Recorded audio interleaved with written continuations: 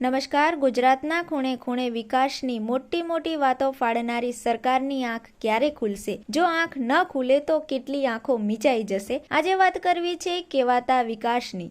છોટાઉદેપુર જિલ્લાના કવાંટ તાલુકાના નાનકડા તુરખેડા ગામમાં એક સગર્ભ મહિલાને જીવતી હતી તો પણ જોડી મળી મૃત્યુ થયા બાદ પણ જોડી જ મળી. આ સગર્ભ મહિલાને પ્રસૂતિની પીડા ઉપડતા 3 કિલોમીટર સુધી તેને જોડીમાં નાખીને લઈ જવામાં આવી, એ રસ્તાના અભાવે. આ મહિલાને કવાંટ ખાતે સામૂહિક આરોગ્ય કેન્દ્રમાં લઈ જવામાં આવી હતી. ત્યાંથી વધુ સારવાર માટે છોટાઉદેપુર મોકલવામાં આવી હતી. ત્યારબાદ છોટાઉદેપુરથી વડોદરા તેને રિફર કરવામાં આવતા વડોદરા એસએજી હોસ્પિટલમાં પ્રસૂતિ થાય એ પહેલા જ તેનું મૃત્યુ નીપજ્યું હતું. એ ઉપરાંત તેને લાવનાર શબ વાહિની પણ તેના ઘર સુધી ન પહોંચી શકી, એ પણ રસ્તાના અભાવે. અને રસ્તામાં જ મહિલાના દેહને ઉતારી લાકડાની જોડી કરી 3 કિલોમીટર ફરી ચાલીને એ મહિલાના મૃતદેહને તેના ઘર સુધી પહોંચાડ્યો હતો. અમને ડેડ બોડી લઈને આવ્યો છું એમ્બ્યુલન્સમાં, અને આ રસ્તા એટલા ખરાબ છે, જીવનું જોખમ ખેડીને એ લોકોને લઈને આવ્યો છું ને અહીંયા ગાડી ઊભી રાખી છે અને 3 કિલોમીટર આગળ રસ્તો તો એટલો ખરાબ છે તો એ લોકો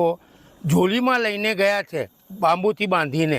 એટલે મહેરબાની કરીને આ રસ્તાનો થોડોક નિકાલ કરો. કઈ તમને કેવો અનુભવ થયો આગળ આવતા? અરે બહુ રિક્સ લઈને આવ્યો છું, હું તો પહેલી વાર આવ્યો છું. ગાડીના જે પેલા ઢાળ છે, જે રસ્તા ગાડીનું ઉપરથી નીચે ઉતારીએ તો ગાડી બ્રેક મારીએ તો પણ લપસી જાય છે, એટલે ખાઈમાં જતી રહે એવી રસ્તા છે. એટલા ડેન્જર રસ્તા છે, જીવનું જોખમ કહેવાય. જીવનું જોખમ કહેવાય. એટલે આજે તમે ડેડ બોડી લઈને આવ્યા છે, હવે આજે જે પરિવારજનો છે અહીંથી કેટલે દૂર સુધી એમનું આવું છે, તમને અંદાજ આપેલો છે? અંદાજ લગભગ નહીં તો બી 30 થી 35 કિલોમીટર આવું છે, અને ઢાળ ચડવાનું ઉતરવાનું. આદિવાસી વિસ્તારોમાં અનેક ગામડાઓમાં રસ્તાની સુવિધા નથી અને મોટા મોટા મંચ પરથી સાંસદો, ધારાસભ્ય, અનેક રાજકીય નેતાઓ વિકાસની વાતો મોટી મોટી ફાડે છે, પરંતુ તેમને આવા વિસ્તારોની મુલાકાત લેવી જોઈએ, ત્યારે ખબર પડે કે ખરી વાસ્તવિકતા શું છે.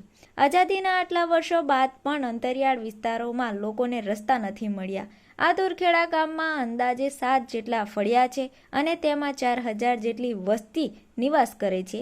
ત્યારે છોટાઉદેપુર જિલ્લામાં આરોગ્યની સેવાઓ પણ નિમ્ન કક્ષાની છે. કવાંટમાં સામૂહિક આરોગ્ય કેન્દ્ર આવેલું હોવા છતાં આ મહિલાને છોટાઉદેપુર મોકલવામાં આવી અને છોટાઉદેપુરમાં સિવિલ હોસ્પિટલ હોવા છતાં આ મહિલાને વડોદરા ખાતે મોકલવી પડી. અને આ બધી ભાગદોડીમાં એની હાલત એટલી ગંભીર થઈ હતી કે તેનું મૃત્યુ થયું. સવાલ તો ત્યાં ઊભો થાય છે કે કદાચ આ આદિવાસી દીકરીના બદલે કોઈ નેતાની દીકરી હોય તો કદાચ આ કિસ્સો સોશિયલ મીડિયા પર કંઈ અલગ જ દેખાતો. તમારું આ મામલે શું કહેવું છે અમને કોમેન્ટ બોક્સમાં જરૂરથી જણાવજો. હવે મળીશું નવા સમાચાર સાથે. નમસ્કાર.